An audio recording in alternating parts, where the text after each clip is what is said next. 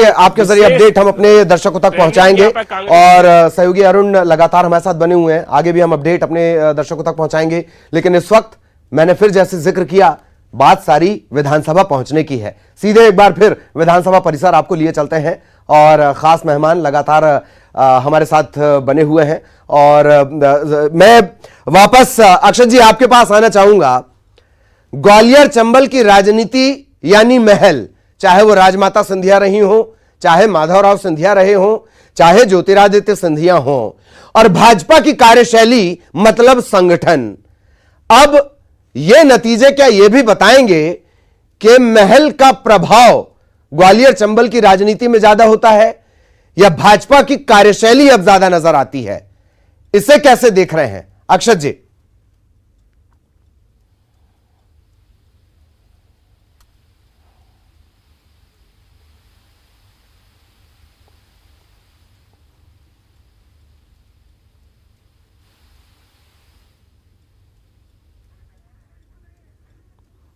समय में जिस तरह से उनकी दादी राजमाता सिंधिया जी ने अपने आप को पूरी तरह से भाजपा, पहले जनसंघ में 67 में वो जनसंघ में शामिल हुई थी, बाद में वो पूरी तरह से भाजपा में, तो जिस तरह से उन्होंने अपने आप को पूरा समाहित पार्टी में कर लिया था,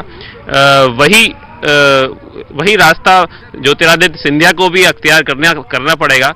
और क्योंकि कांग्रेस में अलग तरह की राजनीति थी, वहां पर उनका एक गुट था, वो उस गुट के आधार पर वो अपने वो शक्ति का और बाकी सबका प्रदर्शन वहां पर होता था। लेकिन भाजपा में इस तरह के गुटबाजी का या इस तरह का कोई अलग गुट बनाने का कोई वो नहीं, भविष्य नहीं है।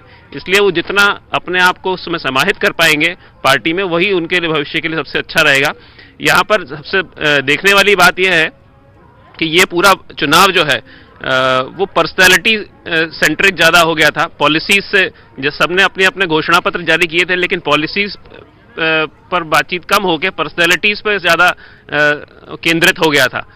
एक तरफ जहां पर शिवराज सिंह जी पूरे प्रदेश में उन सभी सीटों पर दौरा कर रहे थे, 28 सीटों पर, वहीं विष्णुदत्त शर्मा है, नरेंद्र सिंह तोमर जी हैं जो ग्वालियर चंबल क्षेत्र में उनका पूरा बड़ा प्रभाव है। यहाँ पर कांग्रेस की तरफ से वन मैन आर्मी दिख रहे थे कमलनाथ जी, उनको दिग्विजय सिंह जी पीछे से काफी सपोर्ट था उनका, लेकिन वो वन मैन आर्मी दिख रहे थे सभी सभाओं में, उनकी तरफ से ही सबसे ज्यादा कांग्रेस का पक्ष रखा जा रहा था। तो इसलिए ये पॉलिसी से हटके पर्सनैलिटी सेंट्रिक चुनाव ज्यादा हो गया था। इसलिए और सबसे बड़ी बात है कि मतदाताओं में चुनने के लिए बड़ा असमंजस की स्थिति थी, क्योंकि जो प्रत्याशी खड़े हुए थे उनके लिए पहले उनको कांग्रेस के लिए वोट चुना था, लेकिन अब उन्हीं प्रत्याशियों को अब भाजपा के लिए वोट देना था। और कार्यकर्ताओं के लिए भी बड़ी असमंजस की स्थिति थी कि हमने पहले इन्हें कांग्रेस के लिए जिताया था, अब इनको कांग्रेस के लिए जब ये खड़े थे हमको हराने के लिए काम कर रहे थे, अब उन्हें ही हमें जिताने के लिए काम करना था।